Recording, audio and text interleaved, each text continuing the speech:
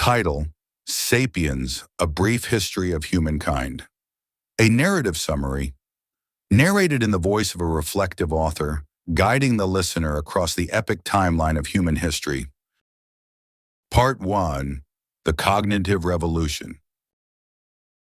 Ladies and gentlemen, today I invite you on a journey, not across cities or continents, but through time itself. A journey that spans 2.5 million years, beginning with humble primates in East Africa and ending in a world of global empires, capitalism, artificial intelligence, and ecological uncertainty. This is not just the story of Homo sapiens. It is the story of how we became the rulers of the planet, why we dominate, why we believe in gods, nations, money, and laws, why we farm, build cities, and destroy forests, and ultimately what that says about who we are. Yuval Noah Harari's Sapiens is more than a history book. It is a mirror held up to our species. Let us begin at the beginning, when we were just animals among many. Part 2: The Agricultural Revolution. Some 70,000 years ago, something changed in the human brain. A spark, subtle, invisible, but world-changing. This was the cognitive revolution. Before it, Homo sapiens were no more remarkable than chimpanzees or wolves. There were at least 6 other human species alive: Homo erectus, Neanderthals, Homo floresiensis, and more.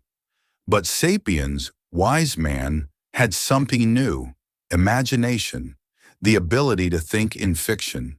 This revolution didn't give us stronger muscles or sharper claws. It gave us myths. We started to believe in things that don't exist: gods, spirits, nations, companies, and laws.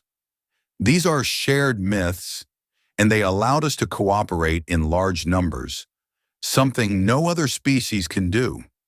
Language evolved not just to communicate facts, but to gossip, to bond, to manipulate, to strategize. 10 humans could kill a lion. 100 could start a religion. The ability to cooperate flexibly in large groups, united by shared stories, made sapiens unstoppable. Part 3: The Unification of Humankind. Next came the Agricultural Revolution. And contrary to what we might think, Harari calls it history's biggest fraud. Why? Because while farming allowed us to feed more people, it also made our lives harder.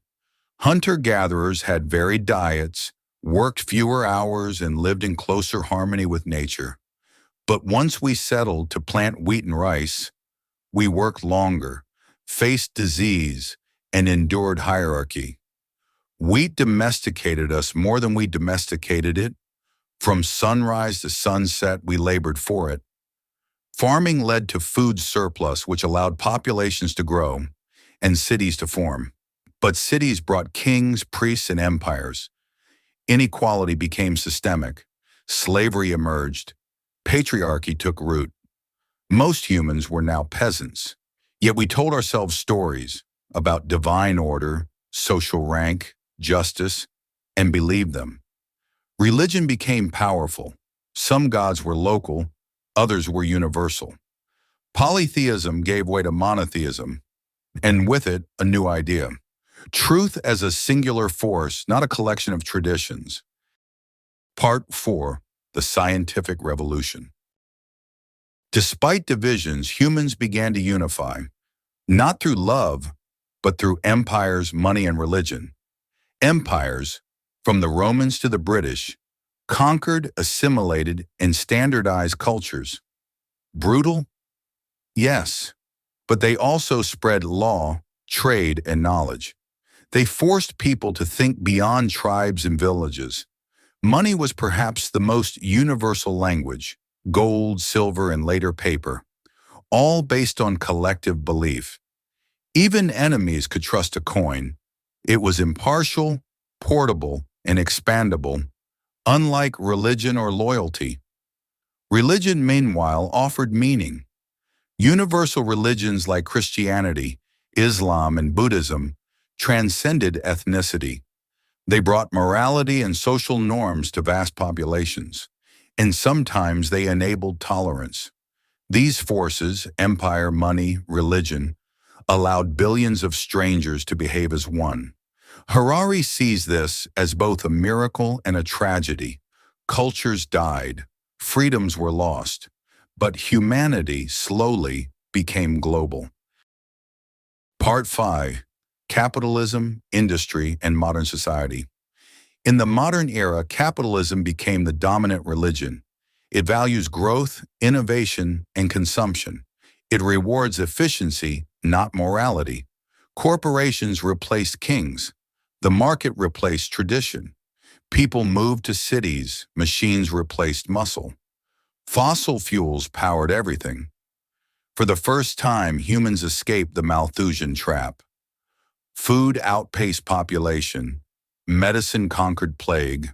Literacy spread. Democracy emerged. Yet capitalism thrives on dissatisfaction. Advertisements create desire. Consumerism becomes identity. We are richer than ever, but not necessarily happier. The environment pays the price. Species vanish. Ice melts. Forests fall. Harari warns, we are gods now, but irresponsible ones. Part 6. The Future. Homo Deus? So where do we go from here? Biotechnology and artificial intelligence are blurring the lines between biology and machine. We are redesigning life itself, creating genetically modified organisms, synthetic organs, and perhaps post-human beings. The next step in evolution may not be natural. It may be engineered. We chase immortality, happiness, and godlike powers. But what happens to meaning when suffering ends? What happens to ethics when machines rid minds? Harari ends not with certainty, but with questions. Will we remain human or evolve into something else entirely?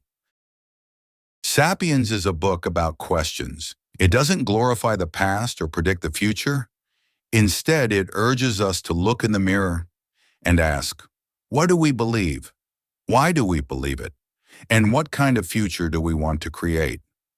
We began as animals, became storytellers, and now sit on the throne of the planet. But our greatest test lies ahead. Will our wisdom match our power? That is the challenge of being sapiens. Thank you.